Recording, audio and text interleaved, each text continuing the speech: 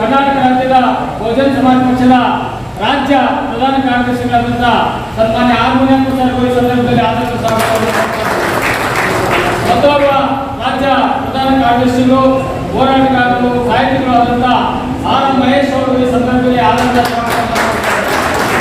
ಮತ್ತೊಬ್ಬ ರಾಜ್ಯ ಪ್ರಧಾನ ಕಾರ್ಯದರ್ಶಿಗಳು ಆದಂಥ ಸನ್ಮಾನ್ಯ ಕೆ ಬಿ ವಾಸು ಅವರು ಈ ಸಂದರ್ಭದಲ್ಲಿ ಆದಂಥ ಸ್ವಾಗತವನ್ನು ಕೊಡ್ತಾ ಇದ್ದಾರೆ.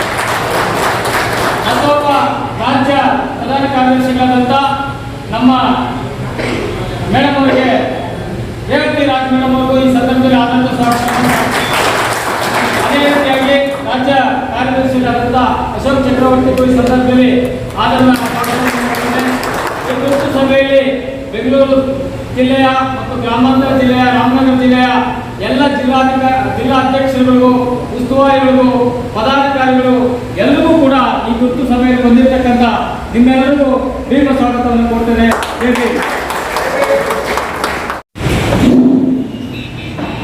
ಇವತ್ತಿನ ತುರ್ತು ಸಭೆಗೆ ಕರ್ನಾಟಕ ಇನ್ಚಾರ್ಜ್ ಆಗಿ ಬಂದಿರತಕ್ಕಂಥ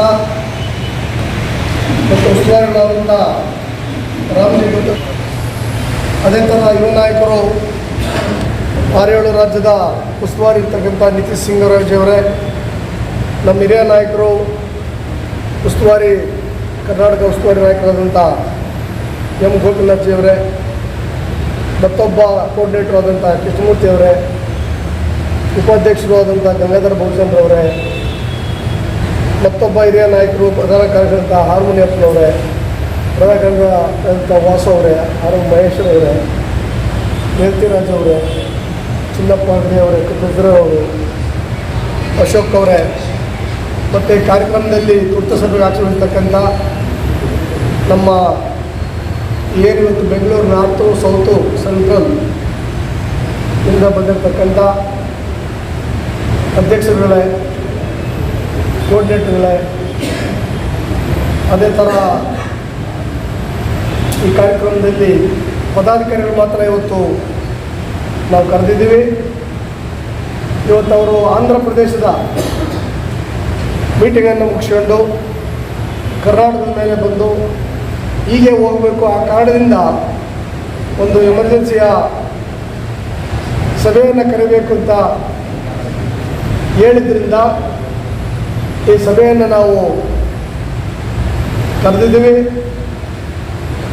ನಗರ ಜಿಲ್ಲಾ ಅಧ್ಯಕ್ಷರಾದಂಥ ಮುನಿಯಪ್ಪನವರೇ, ಮಂಜುನಾಥ್ ಅವರೇ, ಗೋವಿಂದರಾಜ್ ಅವರೇ, ಚಿಕ್ಕಣ್ಣಪ್ಪಯ್ಯ ಅವರೇ, ಸಂದೀಪ್ರವರೇ, ಅದೇ ಥರ ರಾಮನಗರ ಅಧ್ಯಕ್ಷರಾದಂಥ ಕೃಷ್ಣಪ್ಪನವರೇ, और चूँकि हमारे बहन जी ने मुझे आप सबके बीच में काम करने के लिए भेजा हुआ है और हमारे बहन जी काफ़ी दुखी हैं कर्नाटका को लेकर के कि कर्नाटका में जो असेंबली चुनाव में हमारा जो वोट बैंक डाउन हुआ उसको लेके हमारे बहन जी चिंतित थी। तो मैंने बहन जी ने कहा कि पार्लियामेंट में कुछ आप लोग अच्छा कर सको। अब हमारे पास कोई ऑप्शन नहीं है, we have never option, right now we have no other option. BSP को खड़ा करने के लिए हमें पार्लियामेंट में वोट बैंक को बढ़ाना पड़ेगा। अब वोट बैंक बढ़ाने के लिए कैसे काम बनेगा और वोट बैंक कैसे बढ़ेगा, इसके लिए तो हम लोग अभी 20 तारीख के बाद फिर एक मीटिंग करेंगे, स्टेट मीटिंग करेंगे। अभी तो आज मेरा फर्स्ट डे था, मैं चूँकि आज मेरा आपके चित्तूर में मीटिंग था, मतलब पल्ली में आज एक रैली भी थी और एक मीटिंग भी था, उसको करने के बाद इधर आपके बीच में आया। मेरी 6:30 फ्लाइट भी थी, लेकिन उसको मैं कैंसिल करके मैं रात के ट्रेन से मैं हैदराबाद जाऊँगा। तो मैंने कहा कि आप सबसे बस मिल के जाओ, स्टेट कमेटी के लोगों से मिल के जाओ, मैं समझ सकूँ आखिर कैसे कर्नाटका में बीएसपी को दोबारा खड़ा किया जाए, क्योंकि हमें 1,20,000 वोट मिला, उससे नीचे ही मिला है, 20,000 भी नहीं मिला। तो ये वोट बैंक जो है 3 लाख, 4 लाख, 5 लाख तक कैसे पहुँचे, इसके लिए बहुजन समाज पार्टी के जामाज कार्यकर्ताओं को ज़्यादा काम करना पड़ेगा। आप ये मत सोचिए कि मुनियप्पा जी जाएंगे तो काम होगा, गोपीनाथ जी जाएंगे तो काम होगा, मूर्ति जी जाएंगे तो काम होगा, वासु जी जाएंगे तो काम होगा, नहीं। ये this is responsibility for all person. जो भी इस मूवमेंट का सिपाही है उसकी रिस्पॉन्सिबिलिटी बनती है कि हम अपना बूथ, अपना गांव कम से कम बीएसपी को खड़ा करें। जब आप अपने बूथ को और बीएसपी को गांव में खड़ा करोगे तो हमारा वोट बैंक बढ़ जाएगा, अदरवाइज वोट नहीं बढ़ेगा। आपको याद होना चाहिए कि हमारे आकाश जब सब मीटिंग में आए थे, बेंगलोर की मीटिंग में मैंने कहा था मुझे लग रहा है डाउट, कहा नहीं कहा था मुझे, हमने कहा था आप चुनाव कहीं जीतोगे, तो आपने कहा कि वोट देके जीतेंगे। तो हमने कहा सिर्फ मात्र वोट देने से चुनाव नहीं जीत सकते, आपको वोट को बढ़ाना भी पड़ेगा। अगर आप मैं 1 वोट डालता हूँ, मेरे फैमिली मेंबर में 5 वोट है, अगर मैं एफर्ट करूँगा तो मे भी हो सकता है मेरे कहने में 5 वोट और भी पड़ जाए जो बीएसपी को नहीं पड़ते थे। तो अगर आप वोट को बढ़ाने का काम नहीं करेंगे तो हम लोग हमारा वोट इंक्रीज नहीं होगा, प्रत्याशी कभी जीत नहीं सकता। बहुत लंबी प्रोसेस है, मैं जानता हूँ। कर्नाटका में इतना इजी आसान नहीं है कि अभी हम जाकर के तुरंत बोल दें पार्लियामेंट जीतते जा रहे हैं, ये नहीं कह सकते। लेकिन हमें लास्ट मोमेंट तक एफर्ट करना है, जंग लड़ना है, हार के नहीं बैठना है, निराश होकर नहीं बैठना है। बाबा साहब ने कहा था कि बाबा कहा था पहुँचनो तुम्हारा जीवन ही संघर्ष है और संघर्ष ही तुम्हारा जीवन है और तुम्हें जीवन भर संघर्ष करते रहना है जब तक सफलता आपके कदम ना चूक ले। तो इसलिए मैं आप सभी लोगों से कहना चाहता हूँ कि निराश होने की जरूरत नहीं है।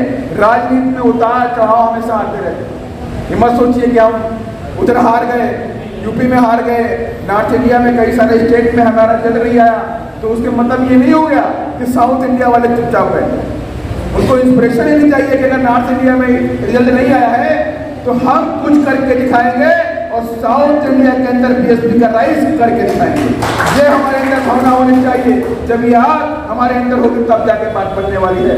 और हम सबके सामने एक बड़ी जिम्मेदारी ये भी बनती है कि आज पूरे देश के अंदर लोग बीएसपी को रोकना चाहते हैं। चारों तरफ बीएसपी को रोकने की बात चलती है, चाहे इंडिया वाले हो, चाहे वो बीजेपी वाले एनडीए वाले हो, उनके सबके दिमाग में जो खटकती है तो बीएसपी।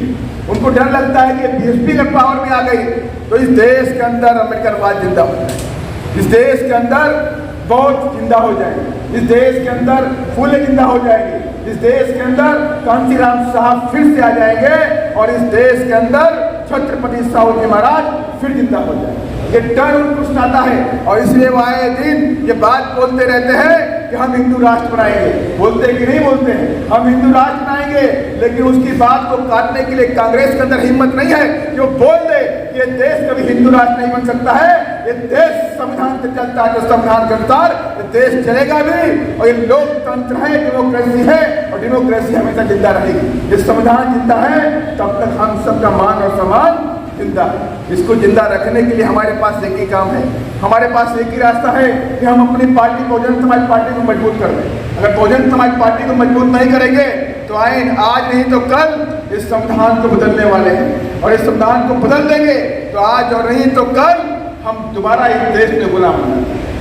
अगर इस बार गुलाम बन गए तो कब अम्बेडकर पैदा होंगे कोई नहीं जानता, कब फूले साहब आएंगे कोई नहीं जानता, कब छत्रपति साहू जी महाराज आएंगे कोई जानता, कब मनोहर सिंह कांशीराम साहब आएंगे कब जानता, कोई नहीं जानता, कब मान्य बहन जी हम सबके बीच में होंगी कोई नहीं जानता। आज हम सबके बीच में हमारी शेरनी बहना है तो हमें सीखना चाहिए और ये प्रण लेना चाहिए कि हमारा एक एक खून का कतरा और हमारा जीवन, हमारा तन मन धन अपनी बहन को प्रधानमंत्री बनाने के लिए लगा के रख देंगे, तब जाकर के ये उम्मीदें हमें आती नहीं पड़ती। वरना क्या होगा, वरना क्या होगा, लास्ट टाइम की तरह कुछ ऐसे ही हो जाएगा। आप लोग बहुत मेहनत करोगे तो 2 लाख वोट आएगा, 2.5 लाख वोट आ जाएगा, 3 लाख वोट आ जाएगा, लेकिन बात नहीं आती है कि आखिर हम ये मैसेज कैसे कन्वर्ट करें। अगर इस प्रदेश के अंदर 17 से 18% दलित समाज का वोट बैंक है तो 18% कब पहुँचेगा, 10% कब पहुँचेगा, 17% कब पहुँचेगा। उसके लिए हमें क्या करना पड़ेगा, उसके लिए तो आपको काम करना पड़ेगा, गाँव में भी जाना पड़ेगा, विलेज भी जाना पड़ेगा, गांव में कैडर भी लेने पड़ेंगे। हर जगह ये जो बैठी हुई टीम हमारी मन के ऊपर है, ये 10-15 लोग हर जगह नहीं पहुंच सकते, ये नॉट पॉसिबल कि हर गांव में पहुंच जाएंगे, बिल्कुल नहीं पहुंच सकते। ये 10-15 लोग अगर मैं कहूँ 5 साल के अंदर ये महीने में 15 मीटिंग करेंगे तो 1 साल में कितनी होंगी, 15 मीटिंग के हिसाब से 180 मीटिंग होंगी, हो गई नहीं हो गई भाई। 180 मीटिंग 180 मीटिंग साल के अंदर 180 मीटिंग कर सकते हैं, मैक्सिमम से मैक्सिमम, इसके ऊपर नहीं हो सकती।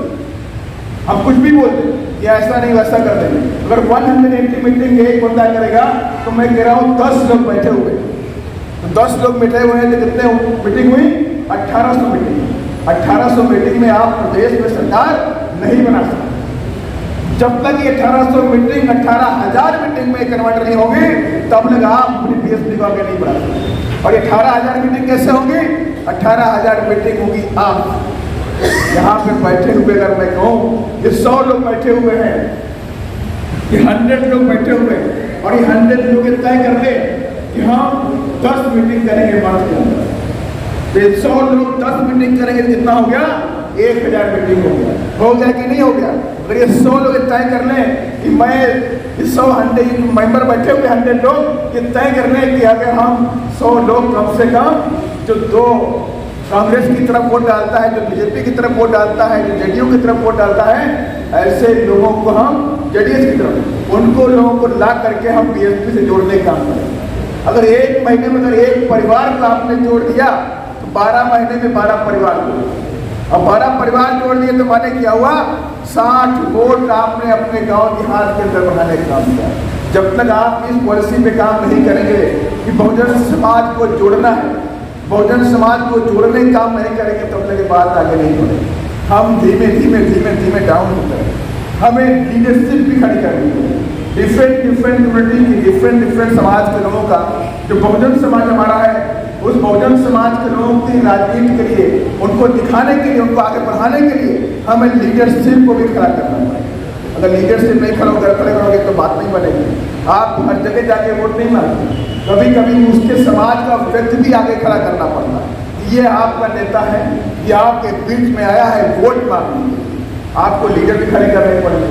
हमें लीडरशिप को, नई लीडरशिप को डेवलप करना पड़ेगा, यंग जनरेशन की लीडरशिप को डेवलप करना पड़ेगा। 50% यूथ को भागीदारी देनी पड़ेगी। हमारे पास सफिशिएंट है। हम ये नहीं कहते कि पार्लियामेंट में जाके हम वोट प्रार्थना का करने जा रहे हैं, लेकिन हम लोग प्रयास करेंगे, एफर्ट करेंगे, कुछ भी अच्छा हो, बेहतर हो, जो हमारे इन द फ्यूचर के लिए, पार्लियामेंट नहीं तो असेंबली इलेक्शन के लिए हमारे लिए अच्छा हो। हम असेंबली इलेक्शन के लिए हमारे पास जो है सफिशिएंट टाइम कि हम असेंबली इलेक्शन को फोकस करके लीडरशिप को डेवलप करेंगे, अलग अलग क्षेत्र में लीडरशिप डेवलप करेंगे, डिफरेंट कम्युनिटी के लीडरशिप को डेवलप करेंगे। उस लीडरशिप के जरिए हम उनकी कम्युनिटी के अंदर पार्टी को खड़ा करेंगे, तब जाके बात बनेगी। अदरवाइज बात नहीं बनेगी, कहीं भी बात नहीं बनेगी। हम लोग लास्ट बहुत प्रयास कर रहे हैं, ये लोग जो बैठे हैं इन लोगों ने लाइफ लगा दिया। जब मैं 2016 में आया था फर्स्ट टाइम, तो मेरी पोस्टिंग तमिलनाडु केरला में होनी चाहिए, और उस वक्त मैंने करीब 2 साल में गोपीनाथ जी के सामने कहा, जिससे मैंने बहुत कुछ सीखा। नो डाउट, मैं आज भी फ्रेंकली बोल देता हूँ सबके सामने कि मैं गोपीनाथ जी से बहुत कुछ सीख गया, और उसी के दम पे आज तक मैं आगे बढ़ता।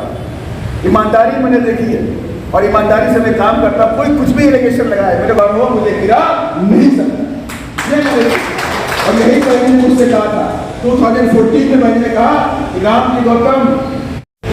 अतिथियों से पहले मैं अपनी बात की शुरुआत करने से पहले सभी महापुरुषों को नमन करते हुए आज़ाद भारत की सबसे न्यायप्रिय नेता, अपनी राष्ट्रीय अध्यक्ष को आदर्श मानते हुए आज यह मीटिंग में आपके बीच में आए। राज्यसभा के सांसद माननीय श्री रामजी गौतम जी, साथ ही साथ सम्मानित मंच प्रदेश के उच्च पदाधिकारीगण, प्रदेश अध्यक्ष के तौर पर एम मुनियप्पा जी, प्रदेश प्रभारी गोपीनाथ जी, प्रदेश प्रभारी कृष्णमूर्ति जी, आर मुनियप्पा जी, वासु जी, विशेष तौर पर आभार व्यक्त करना चाहूँगा अपनी पार्टी के लिए हमेशा तैयार रहने वाले कर्नाटक प्रदेश के सभी वोटर्स, सपोर्टर्स, कार्यकर्ताओं का मेरा नितिन सिंह की ओर से जय भीम। साथियों, बहुत अच्छी बात है कि कम नोटिस पे आपको बहुत कम समय के अंतराल में आपको यहाँ आना पड़ा, आपको मीटिंग कॉल हुई, और एक ये अच्छी बात है कि आप अपनी पार्टी के लिए हमेशा तैयार रहते हैं और आप इतने शॉर्ट नोटिस पे यहाँ पर आए। और जैसे कि शुरुआत की बात है कि अभी हाल ही में चुनाव विधानसभा का हुआ है, ज़्यादा अच्छा रिजल्ट हमारा रहा नहीं है, लेकिन ये बात और है कि कर्नाटक प्रदेश में भी ऐसी परिस्थिति नहीं है कि आप किसी पार्टी पर विश्वास कर सकें। अगर आप अंबेडकर साहब को, मान्यवर साहब को मानने वाले लोग हैं तो कहीं ना कहीं आपको बीजेपी पे या कांग्रेस जैसी भ्रमित करने वाली पार्टियों पर भी विश्वास नहीं करना चाहिए। और अगर आप बाबा साहेब अम्बेडकर को समझते हैं, जानते हैं और उनकी मानते हैं तो मेरा यह मानना है कि आपको सिर्फ और सिर्फ देश की इकलौती बहुजन समाज की सबसे बड़ी राष्ट्रीय पार्टी और देश की तीसरी बड़ी राष्ट्रीय पार्टी बहुजन समाज पार्टी को वोट करना होगा।